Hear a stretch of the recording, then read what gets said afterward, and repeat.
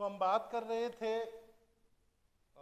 Human occupation, मानव व्यवसाय के प्रमुख प्रकारों की। और एक चीज हमने अभी देखी, जब हमने अभी व्यवसाय का अर्थ समझा या आर्थिक जो कार्य थे उसको समझा कि भाई कैसे जो है हमारे बहुत सारे अलग अलग तरह के टाइप ऑफ जो है इकोनॉमिक एक्टिविटीज़ जो होती हैं, वही इकोनॉमिक एक्टिविटीज़ आगे जाकर जो है ऑक्यूपेशन कहलाती हैं।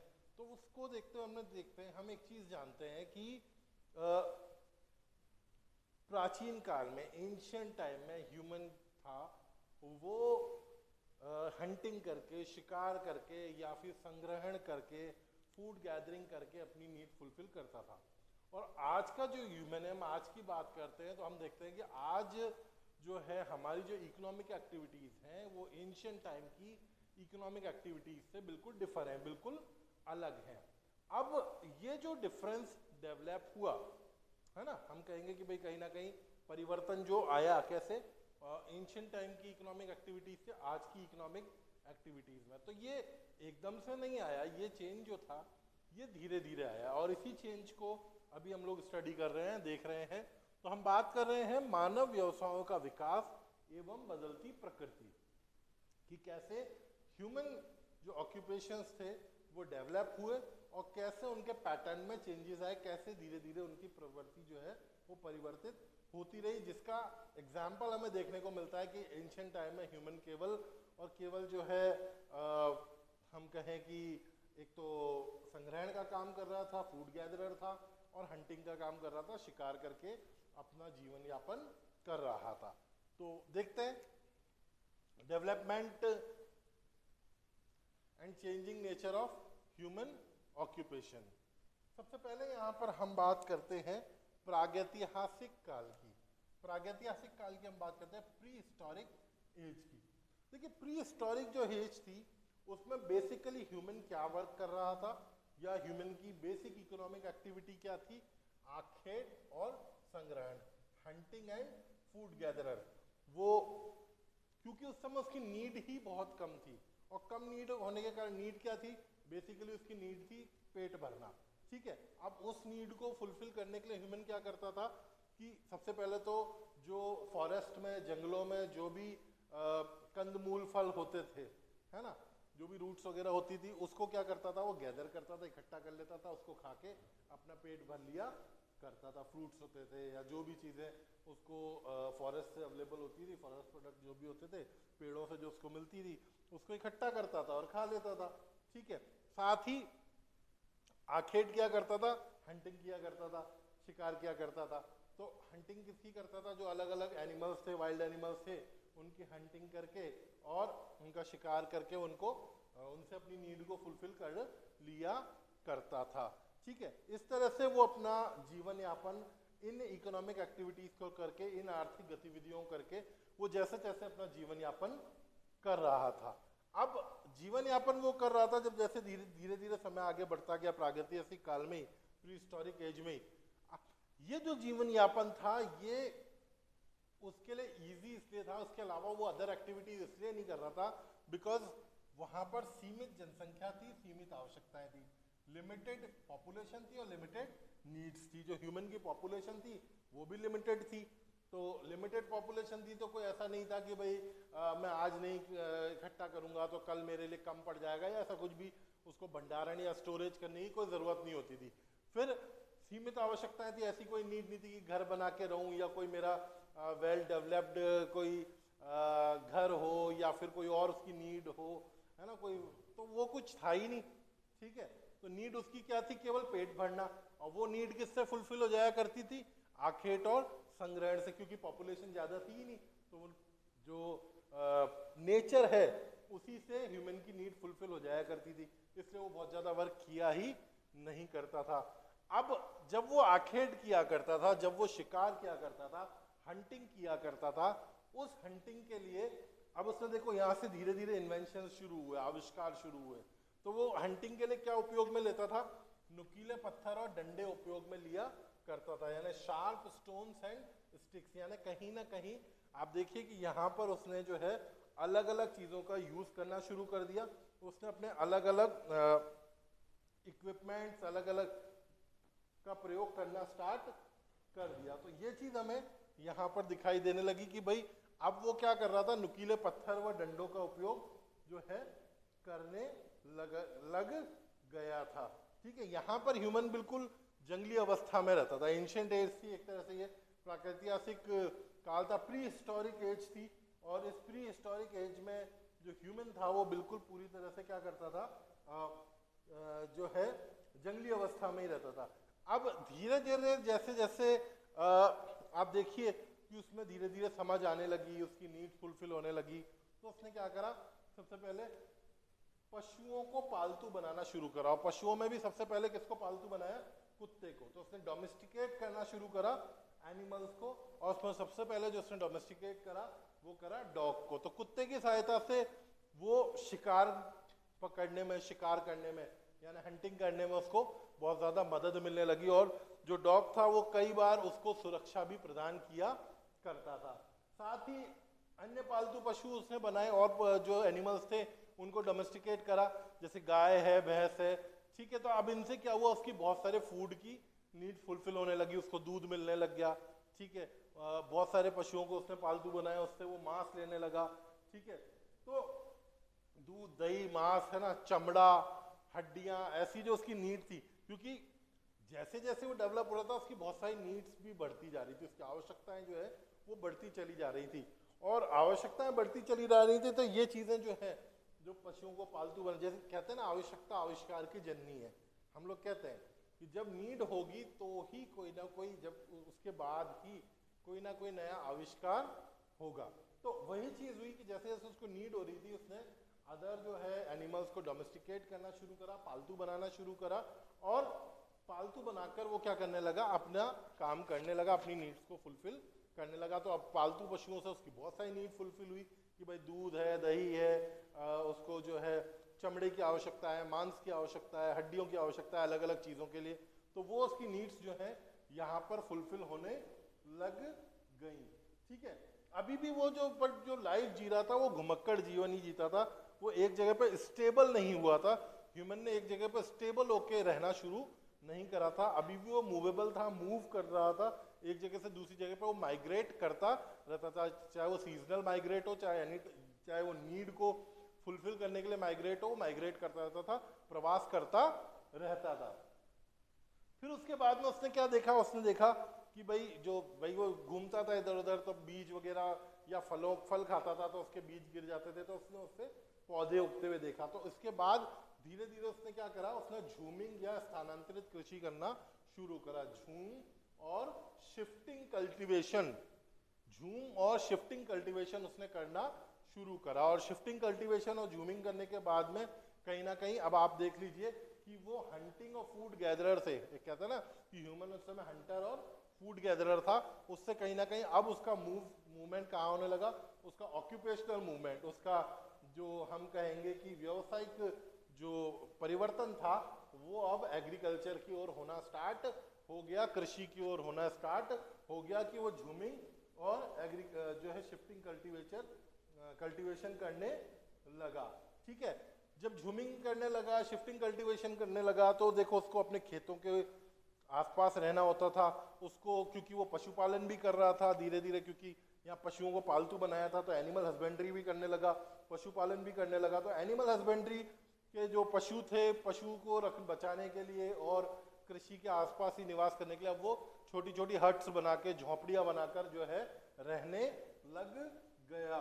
तो उसमें झोंपड़ी बनाने में जो है, जो जानवरों की हड्डियां वगैरह थी, जो खाल थी, ठीक है, जो उसको यहाँ से प्राप्त हो रही थी पालतू पशुओं से, उसके अलावा फूड गैदरिंग से उसको जो लकड़ियां वगैरह, पत्ते वगैरह मिल रहे थे, उन सबका यूज करके उसने क्या करा, झोंपड़ियां बनाई, है ना। और झोंपड़ियां या हट्स बनाकर वो उसमें रहने लग गया था। ठीक है, अब उसी के साथ साथ उसी के बाद जो है प्रागैतिहासिक काल में नवपाषाण काल आया, जिसे न्यूलिथिक एज भी कहते हैं या न्यू स्टोन एज कहेंगे हम। उसमें उसने पहिए का आविष्कार कर लिया, इन्वेंटेड द व्हील। और ये उस समय की सबसे महत्वपूर्ण इन्वेंशन था, उस समय का सबसे महत्वपूर्ण आविष्कार था कि ह्यूमन ने क्या करा, व्हील या हम कहे पहिए का आविष्कार कर लिया।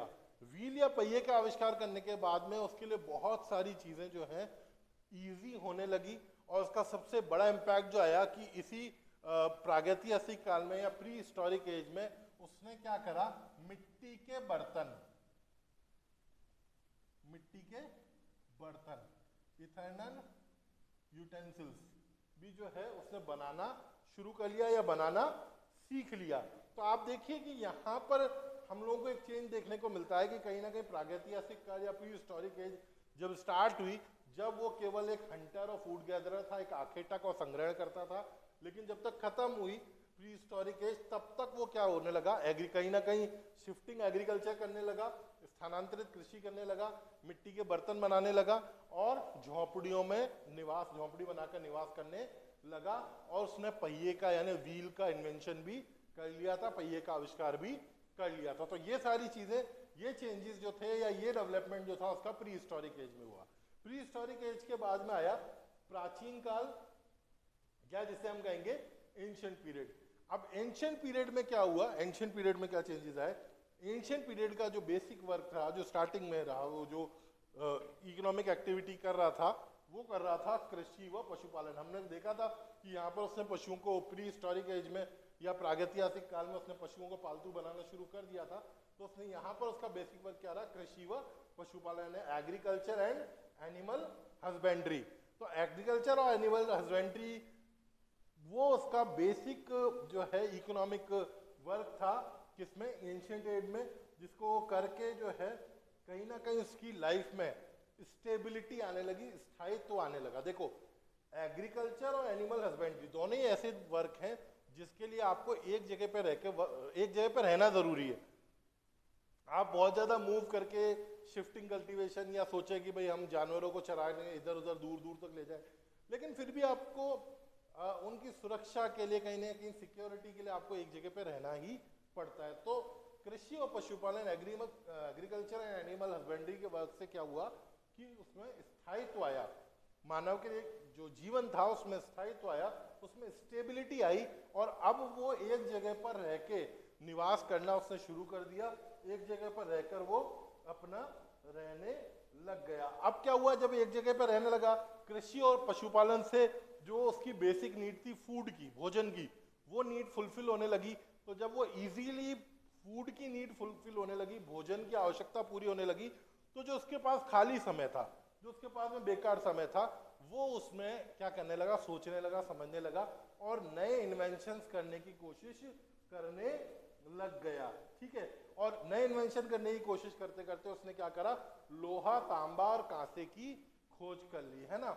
Discovered iron, copper and bronze. जो ये मेटल्स थे कहीं ना कहीं खनन करके या खनन करके यानी कि, है ना, माइनिंग करके उसने क्या करा, ओर्स निकाले, और ओर निकाल के यानी माइनिंग करके, खनन करके उसने जो है इस अयस्क जो था इनका, ओर जो था वो निकाला, अयस्क या ओर निकाल के उसने क्या करा, फिर उसके बाद में जो भी उनका सफाई होती है ना, उसको करने के बाद में लोहा, तांबा और कांसे की खोज जो है ह्यूमन ने कर ली। लोहा, तांबा और कांसा जो था यानी आयरन, कॉपर एंड ब्रोंज जो था, उसको वो बना लिया उसने और वो उसका उपयोग करने लग गया। अब जब लोहा, कांसा, तांबा मिल गया उसको, तो उसने बहुत सारे अपने यूज के बर्तन बना लिए, यूटेंसिल्स बना लिए, उसने जो है बहुत सारे हथियार जो थे, जो उसको शिकार में सहायता देते या उसकी सिक्योरिटी में काम आते, इस तरह के उसने हथियार भी बना लिए, अपने डेली यूजेस की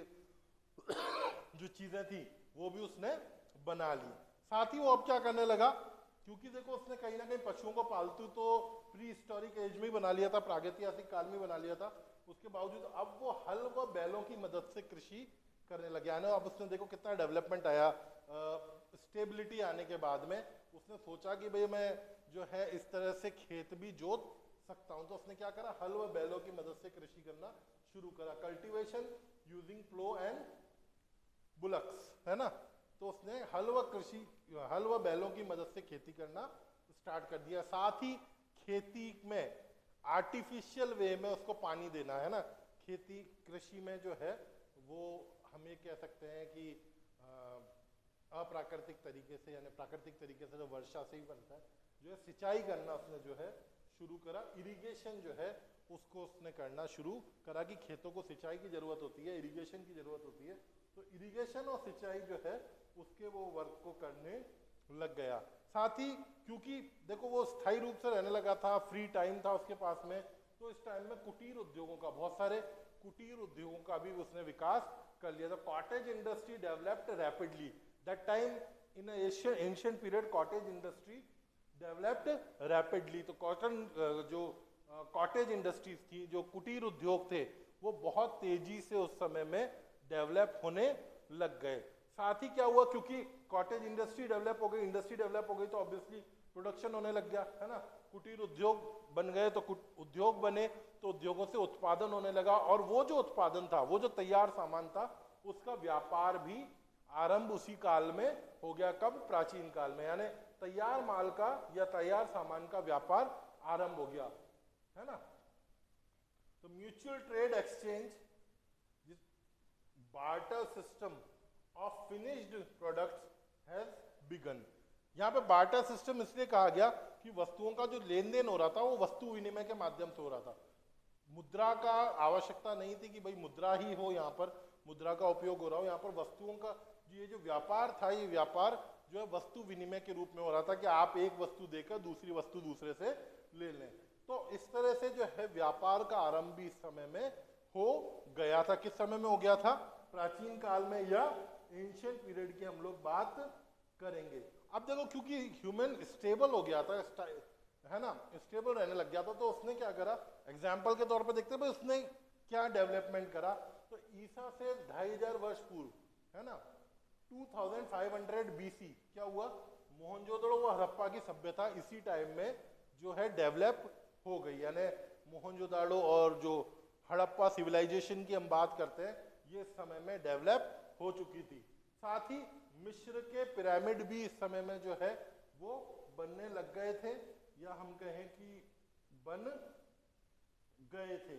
तो आप देखो एक चीज कि मिस्र के पिरामिड उस समय बन गए थे, तो मिस्र के पिरामिड कितना इतने बड़े बड़े पत्थरों से वो जो पिरामिड बनाए गए, इतने बड़े बड़े पत्थरों से, जो इस तरह से हम जानते हैं पिरामिड बनाए गए, पत्थर एक के ऊपर एक रख के, तो आप उस समय के टेक्नोलॉजिकल स्किल को देख सकते हैं, आप उस समय की तकनीकी विकास को देख सकते हैं कि लोग तकनीकी रूप से कितने सक्षम थे, तभी जाकर वो जो है इतना सारा इकोनॉमिक वर्क, इतना सारा स्किल्ड वर्क कर पा रहे थे कि वो मिस्र के पिरामिड बना पा रहे थे। तो इस तरह से हम देखते हैं कि प्राचीन काल में भी क्या हुआ, जहाँ पर कृषि व पशुपालन से स्टार्ट हुआ था, और कहीं ना कहीं यहाँ पर व्यापारिक गतिविधियों का भी आरंभ हो गया। जो बिजनेस थे वो कहीं ना कहीं स्टार्ट हो गए, और टेक्नोलॉजी एनहेंस होने लगी, टेक्नोलॉजी बढ़ने लगी। यहाँ पर जो है लोहा तांबा कांसा की खोज हो गई, ठीक है। तो काफ़ी चीज़ें जो हैं हम कहें कि स्टार्टिंग के बाद डेवलप यहाँ पर कौन से काल में, प्राचीन काल या एंशिएंट पीरियड में हो गई थी। अब बात करते हैं हम लोग मध्यकाल की या मिडाइवल पीरियड की। देखिए मध्यकाल या मिडाइवल पीरियड की जब हम बात करते हैं तो ये था 600 से 1500 ईस्वी के मध्य, बिटवीन 600 टू 1500 AD।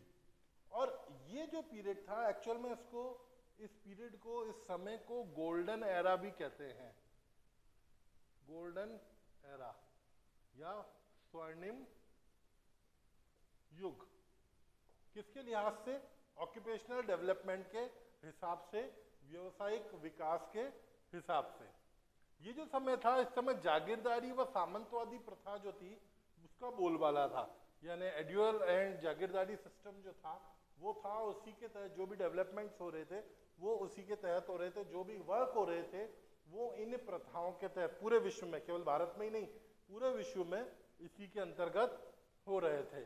इस टाइम में शिक्षा, व्यापार व सांस्कृतिक विकास हुआ। देखिए मैंने एक चीज कही थी कि मध्यकाल से पहले जो प्राचीन काल था उसमें कहीं ना कहीं एंशिएंट टाइम में हमने देखा था कि ह्यूमन के पास में जो उसकी बेसिक नीड थी वो फुलफिल होने लग गई थी, और बेसिक नीड फुलफिल होने के बाद में उसकी जो आधारभूत आवश्यकताएं थी, जो मूलभूत आवश्यकताएं थी वो पूरी होने लग गई थी, और उसके बाद में उसके पास काफी अलग समय फ्री बिना कार्य के बचने लग गया था। तो जब उसके पास फ्री समय रहने लगा फालतू समय रहने लगा, तो उसने दूसरी चीजों पर कार्य करना शुरू करा, अदर ऑप्शंस पर वर्क करना शुरू करा, और उसका नतीजा क्या निकला कि शिक्षा, व्यापार और सांस्कृतिक विकास होने लगा, यानी educational, occupational and cultural development जो था वो होने लगा। और देखिए, जब हमने देखा पिछले एंशिएंट टाइमिंग की लास्ट में हमने देखा कि कहीं ना कहीं ह्यूमन जो है उसमें स्टेबिलिटी आ गई थी, वो स्थायी रूप से निवास करने लग गया था, और उसने कई बड़े बड़े शहर जो है वो भी डेवलप कर लिए थे। अब हमने देखा कि उसके साथ साथ शिक्षा, व्यापार व सांस्कृतिक विकास भी करने लगा। तो अब इन सब की मेल से क्या हुआ, इन सब के साथ मिलने से क्या हुआ, नगरों का विकास हुआ, लार्ज सिटीज डेवलप होने लग गई, यानी गांव की बजाय अब जो था बड़े बड़े नगर जो थे, बड़ी बड़ी जो सिटीज थी, वो डेवलप ह्यूमन करने लग गया था। और व्यापार जो था, व्यापार का विकास होने लग गया था, जो है ऑक्यूपेशनल डेवलपमेंट होने लग गया था, बिजनेसेस बढ़ गए थे, लोगों के आर्थिक क्रियाविधि जो थी, जो उसकी इकोनॉमिक एक्टिविटीज थी वो इंक्रीज हो गई थी। और उन सब के साथ साथ क्या हुआ कि हमने देखा था कुटीर उद्योगों का विकास होने लग गया था, जो कॉटेज इंडस्ट्री थी वो डेवलप होने लग गई थी। और अब आने वाले समय में, अभी जब हमने देखा तो कॉटेज इंडस्ट्री का जो है वो और विकास होने लगा। कृषि क्षेत्र जो था, स्पेशली कृषि क्षेत्र, यानी हम कहें agriculture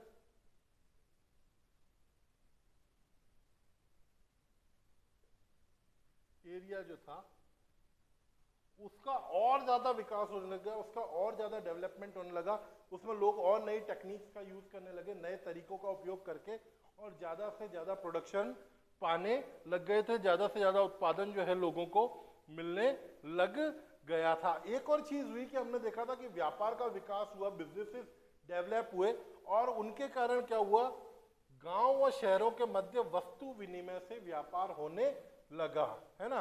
commodities exchange between villages and cities, और ये जो चीज थी ये वस्तु विनिमय के माध्यम से हो रही थी।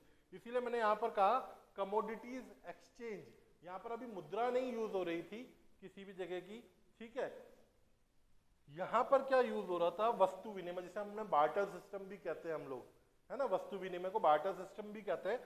तो वो सिस्टम यहाँ पर यूज हो रहा था, उससे विलेजेस जो थे वो सिटीज की नीड को फुलफिल कर रहे थे अपना प्रोडक्शन की चीजें देके, और सिटीज जो थी वो विलेजेस को अपना जो भी प्रोडक्ट था, जो भी डेवलप प्रोडक्ट था वो देकर विलेजेस की नीड को फुलफिल कर रहे थे, गाँव की आवश्यकताओं को पूरा कर रहे थे। तो इस तरह से जो है ये पूरा का पूरा जो टाइम था बहुत अच्छा टाइम था भारत के हिसाब से। मैंने कहा कि भारत के व्यापार व्यवसाय के हिसाब से ये गोल्डन एरा था इंडिया के हिसाब से, क्योंकि इस समय में क्या था, इस समय में यूरोप में जो था पूरी तरह से यूरोप जो है वो धार्मिक, आप ये कह लीजिए कि अंधविश्वासों के पीछे पड़ा हुआ था। वहां पर पूरी तरह रिलीजियस थिंग्स इतनी ज्यादा हावी थी, चर्चेज इतने ज्यादा हावी थे कि वहां पर किसी भी तरह का टेक्नोलॉजिकल डेवलपमेंट नहीं हो रहा था। वहां पर इस टाइमिंग में किसी भी तरह का आप कहें बौद्धिक विकास नहीं हो रहा था, मेंटल डेवलपमेंट, मतलब एक तरह से यूरोप में कोई भी विकास का काम इस समय नहीं हो रहा था। इसीलिए इंडिया जो था सबसे ज्यादा पूरे वर्ल्ड में इस समय में सबसे ज्यादा भारत का व्यावसायिक विकास हो रहा था, इंडिया का ऑक्यूपेशनल डेवलपमेंट हो रहा था, और इंडिया जो था वो पूरे विश्व को प्रगति की राह दिखा रहा था इस समय में, सबसे ज्यादा विकसित होकर। पूरा इंडिया जो था वो पूरे वर्ल्ड को जो है वर्ल्ड का लीडर बना हुआ था डेवलपमेंट में इस समय में। इसीलिए बार बार इसको जो है इंडिया के लिए गोल्डन एरा कहा जाता है। इस समय भारत में चाहे हम व्यावसायिक विकास की बात करें, चाहे हम एग्रीकल्चर डेवलपमेंट की बात करें, चाहे हम कॉटेज इंडस्ट्रीज की बात करें, कुटीर उद्योगों की बात करें, या हम लोग जो है व्यापार उद्योगों की बात करें, किसी भी इंडस्ट्री की बात करें, किसी भी तरह के बिजनेस की बात करें, एग्रीकल्चर की बात करें, सब में इंडिया जो है पूरे वर्ल्ड को लीड कर रहा था, पूरे वर्ल्ड का लीडर बना हुआ था इस समय में इंडिया। इसलिए हमने इसको इंडिया का एक गोल्डन एरा इसको कहा, स्वर्णिम युग इसको हमने कहा। इसके बाद में आधुनिक काल आता है। आधुनिक काल जिसमें हम खुद ही अभी रह रहे हैं, आधुनिक काल या जिसे मॉडर्न एज कहते हैं, जो कि 15वीं सदी से वर्तमान समय तक है, from the 15th century till the present time, जो अभी तक है। अब एक चीज हम बहुत अच्छे से जानते हैं कि वर्तमान जो समय है, वर्तमान जो काल है, वर्तमान जो सदी है, वो तकनीकी विकास, खोज व आविष्कार की सदी है। Technological development, discoveries and inventions का टाइम है, इन्वेंशंस का एरा है। और ये कब से स्टार्ट हुआ, ये इन्वेंशंस का एरा, ये जो टेक्नोलॉजिकल डेवलपमेंट का एरा है, ये कब से स्टार्ट हुआ? 18 to 19 सेंचुरी यूरोप में क्या हुआ? रिनेसा हुआ, पुनर्जागरण हुआ। रिनेसा या पुनर्जागरण के बाद में यूरोप में एक नए तरह का, आप कह लीजिए कि मेंटल डेवलपमेंट हुआ, लोगों का मानसिक विकास हुआ, और उसके बाद लोगों ने नई नई खोजें करके अपना टेक्नोलॉजिकल डेवलपमेंट का, नए नए इन्वेंशंस होने लगे और यूरोप का टेक्निकल डेवलपमेंट होने लगा। और वो जो नई नई खोजें हुई, नए नए इन्वेंशंस हुए और जो टेक्नोलॉजिकल डेवलपमेंट हुआ, उसको हमने औद्योगिक क्रांति का नाम दिया, इंडस्ट्रियल रेवोल्यूशन का नाम दिया। सबसे पहले कपड़ा उद्योग में, कपड़ा उद्योग जो था, सूती वस्त्र उद्योग जिसे हम कहते हैं क्लॉथ इंडस्ट्री, उसमें सबसे पहले औद्योगिक क्रांति हुई या टेक्नोलॉजी जो है इंडस्ट्रियल रेवोल्यूशन हुआ, जहां पर जो काम पहले हाथों से किया जाता था, उन वर्क को करने के लिए मशीन्स डेवलप कर ली गई और मशीन्स के थ्रू अब वो वर्क होने लगे, जिससे क्या हुआ? प्रोडक्शन जो है वो एकदम से इंक्रीज कर गया, प्रोडक्शन जो है वो बहुत ज्यादा बढ़ गया। यहीं से हम लोग कह सकते हैं कि एक तरह से मॉडर्न एज स्टार्ट हो गई, क्योंकि यहीं से टेक्नोलॉजी की इंपॉर्टेंस ह्यूमन पर ज्यादा होने, कहीं ना कहीं इंडस्ट्रीज में होने लग गई, टेक्नोलॉजी ज्यादा इंपॉर्टेंट होने लग गई कहीं ना कहीं ह्यूमन से।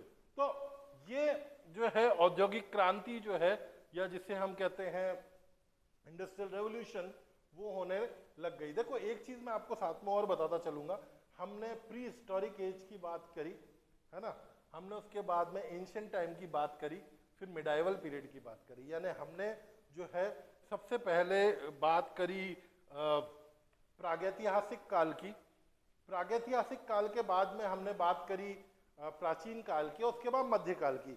आप देखेंगे कि प्रागैतिहासिक काल, प्राचीन काल में मुख्यतः लोगों का जो वर्क था वो प्राथमिक कार्य थे। प्राथमिक कार्य मतलब लोग कृषि, वस्तु संग्रहण, आखेट, कृषि, यही कार्य कर रहे थे। यानी लोग क्या कर रहे थे?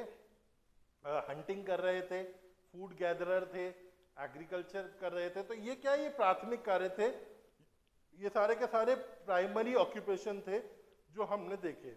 मध्यकाल में हम आए तो हमने देखा कि कहीं ना कहीं कॉटेज इंडस्ट्री, प्राचीन काल के अंत से ही कॉटेज इंडस्ट्री या जिसे हम कुटीर उद्योग कहते हैं, और जो है व्यापार, बिजनेस का डेवलपमेंट कहीं ना कहीं होने लग गया था। मध्यकाल में आए तो व्यापार और अच्छा रूप से डेवलप होने लग गया था, इंडस्ट्रीज भी कुछ डेवलप होने लग गई थी। तो कहीं ना कहीं जो द्वितीयक व्यवसाय था, ठीक है, वो स्टार्ट हो गया था, उसकी स्टार्टिंग हो गई थी द्वितीयक व्यवसाय की, या जिसे हम सेकेंडरी ऑक्यूपेशन का नाम देते हैं। लेकिन जब हम आधुनिक काल में आए तो आधुनिक काल में सबसे पहले मशीनों का उपयोग होने लगा, टेक्नोलॉजी का यूज होने लगा।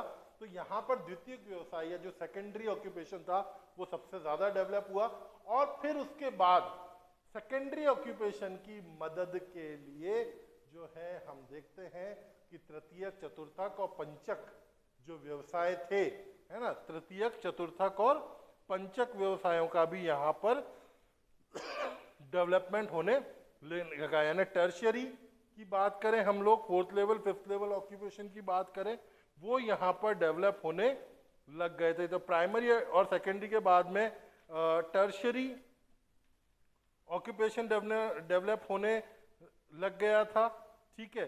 टर्शियरी के बाद में हम लोग देखते हैं कि कहीं ना कहीं जो है थर्ड लेवल, फोर्थ लेवल और पेंटेनरी जो ऑक्यूपेशंस थे वो डेवलप होने लग गए। यानी उसके जो सेकेंडरी ऑक्यूपेशन था उसके सपोर्ट के लिए जो सर्विस सेक्टर था वो डेवलप होने लग गया था। कहाँ पर? आधुनिक काल में। जो हो रहा है अभी हम लोग भी देख रहे हैं कि हमारे लिए अब सर्विस सेक्टर जो है वो ज्यादा इंपॉर्टेंट होने लग गया है। 19वीं सेंचुरी, तो हम ये देखते हैं कि औद्योगिक क्रांति के बाद, आफ्टर इंडस्ट्रियल रेवोल्यूशन, लगभग 19वीं सेंचुरी में इंडस्ट्रियल रेवोल्यूशन हुआ, और उसके बाद जो है व्यवसाय के हर क्षेत्र में चेंज आया। एग्रीकल्चर या कृषि की बात करें तो वहां पर टेक्नोलॉजी का, तकनीक का बहुत ज्यादा उपयोग होने लगा, नए तरह की खाद, नए तरह के बीजों का उपयोग होने लगा। तो उससे क्या हुआ, कृषि में भी कृषि का जो उत्पादन था, जो एग्रीकल्चर प्रोडक्शन था, वो प्रोडक्शन जो है इंक्रीज हुआ। उस प्रोडक्शन में जो है बहुत ज्यादा ऑब्वियसली बढ़ोतरी होने लगी, क्योंकि अब नई मशीनें थी, है ना, उन्नत मशीनें थी, नई टेक्नोलॉजी थी, नए तरह के बीज थे, एडवांस्ड जो है वो बीज थे, तो उन सब का यूज यहाँ पर होने लग गया था। वहीं हम लोग पशुपालन की बात करें या मत्स्य व्यवसाय की बात करें, एनिमल हस्बेंड्री की बात करें या फिशरीज की बात करें, तो वहां पर भी अब नई टेक्नोलॉजी और नई मशीनरी का यूज होने लग गया था। मशीन्स का, स्पेशली फिशरीज में जो है बड़े बड़े शिप्स का यूज होने लग गया था, बड़ी बड़ी मशीन्स का यूज होने लग गया था। साथ में एनिमल हस्बेंड्री में भी दूध निकालने से लेकर चारा डालने तक की मशीन्स। तो टेक्नोलॉजिकल जैसे धीरे धीरे एडवांस होती गई चीजें, वैसे वैसे जो है प्रोडक्शन जो है वो भी इंक्रीज होता चला गया। वहीं हम लोग बात करें खनन की, माइनिंग की, तो यहाँ पर वैज्ञानिक रीति से खनन होने लगा, थ्रू साइंटिफिक मेथड जो है माइनिंग होने लगी। तो उससे क्या फायदा हुआ, ज्यादा से ज्यादा जो है ओर बाहर आने लगा, ज्यादा से ज्यादा जो है अयस्क मिलने लगा, ज्यादा अयस्क मिलने लगा। अब टेक्नोलॉजिकली एडवांस्ड तरीके से हम लोग उस खनन का, उस ओर का या उस अयस्क का प्रोसेस करने लगे। तो हमें जो धातु मिल रही थी, ठीक है, हमें जो धातु मिल रही थी, वो धातु या जो मेटल हमें मिल रहा था, वो मेटल हमें और प्रोसेस्ड और प्योर मिलने लगी और अच्छी क्वालिटी की मिलने लग गई। फिर साथ में ऊर्जा के साधन थे, ठीक है ना। अब ऊर्जा के साधनों से हमें ज्यादा से ज्यादा ऊर्जा मिलने लग गई। ऊर्जा के साधनों के कारण हमें जो है ऊर्जा जो पहले मिलती थी उससे ज्यादा हमें ऊर्जा मिलने लग गई। जो एनर्जी सोर्सेस थे उनसे हमें ज्यादा से ज्यादा एनर्जी मिलने लग गई। क्यों? क्योंकि हम नई टेक्नोलॉजी का यूज करने लग गए। तो ये सारी चीजें जब डेवलप हुई, सारी चीजें जब बढ़ी, तो बृहद स्तर के उद्योगों का विकास होने लगा। बड़ी जो इंडस्ट्रीज थी, ठीक है, लार्ज इंडस्ट्री जिसे हम कहेंगे, वो डेवलप होने लग गई। साथ ही विकास और जब डेवलपमेंट और हायर लेवल पर पहुंचा, तो हम देखेंगे कि जो विकसित कंट्रीज हैं, जो विकसित देश है, वहां पर चतुर्थक, तृतीयक, चतुर्थक और पंचक, यानी हम कहेंगे कि टर्शरी जो था, टर्शरी ऑक्यूपेशन जो था, टर्शरी ऑक्यूपेशन के साथ साथ फोर्थ और फिफ्थ जनरेशन का पेंटेनरी ऑक्यूपेशन जो थे, वो वहां पर डेवलप होने लगे। यानी सर्विस सेक्टर का डेवलपमेंट ज्यादा होने लगा। ये सर्विस सेक्टर जो है वो हमें डेवलप कंट्रीज में ज्यादा मिलने लगा इन मॉडर्न एज। तो हम ये देखते हैं कि हमने मिडाइवल एज में देखा, मध्यकाल में देखा कि व्यवसाय वाणिज्य का विकास होने लगा, इंडस्ट्रीज का विकास होने लगा, इंडस्ट्रीज का डेवलपमेंट होने लगा। मॉडर्न एज में हम देखते हैं कि इंडस्ट्रीज का हायर डेवलपमेंट हुआ, इंडस्ट्रीज के साथ साथ एग्रीकल्चर, फिशरीज, सबका हायर डेवलपमेंट हुआ। और उसके साथ साथ एक नया सेक्टर डेवलप हुआ, जो नया सेक्टर जन्मा, जिसको हमने सर्विस सेक्टर का नाम दिया। और वो सर्विस सेक्टर आज के टाइम में जो डेवलप्ड एरियाज है वहां पर सबसे ज्यादा मिलता है।